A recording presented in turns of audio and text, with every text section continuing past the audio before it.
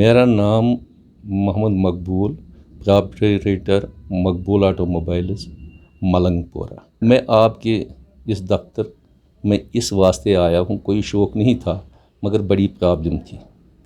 2014 में सैलाब चढ़ गया था। हमारे पास ट्रैक्टर एजेंसी थी। 82 में मैंने बिज़नेस शुरू किया था। 85 में हमने एजेंसियाँ ले ली।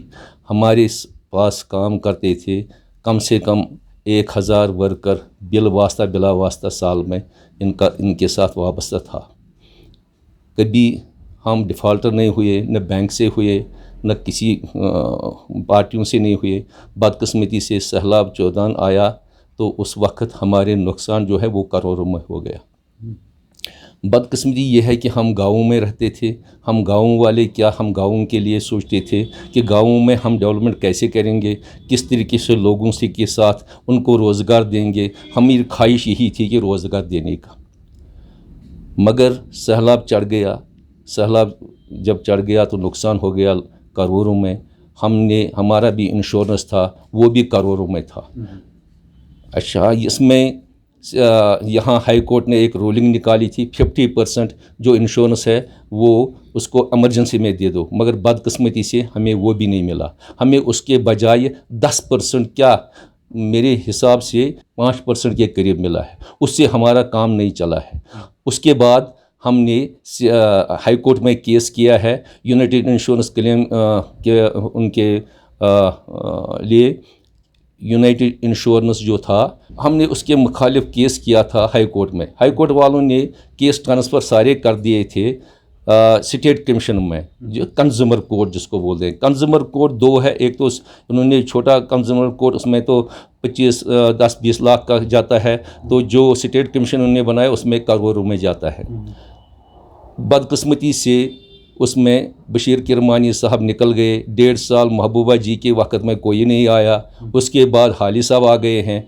हाली साहब ने केस सुने हैं तो हमारे केस 85% में हमने जीत लिया था। मगर बदकिस्मती से हाली साहब काम कर रहे थे, उसके बाद यहाँ यूटी बन गए। जब से यूटी बन गए तब से सारा बंद ही है। मैं अकेला नहीं हूँ इस केसों में। यहाँ 10,000 20,000 लोग बेचारे वाबस्ते हैं जिनको मेरी से ज़्यादा परेशानियाँ हैं।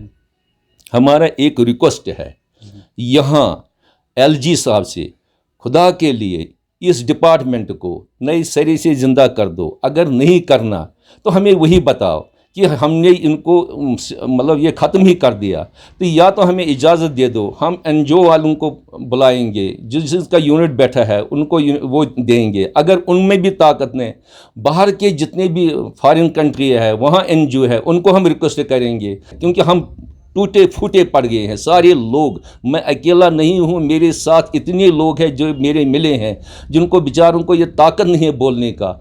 आज उन्होंने बोला कि आप जाओ, हमारे लिए ये खुदा के लिए ये दरख्वास्त हम आपको कर रहे हैं कि ये आगे बढ़ाओ। हम LG साहब जो यहाँ है, मैं इसलिए यहाँ आया हूँ कि ये सुनने वाला है, ये लोगों को देखने वाला है, क्योंकि ये पॉलिटिक्स में खुद रहा।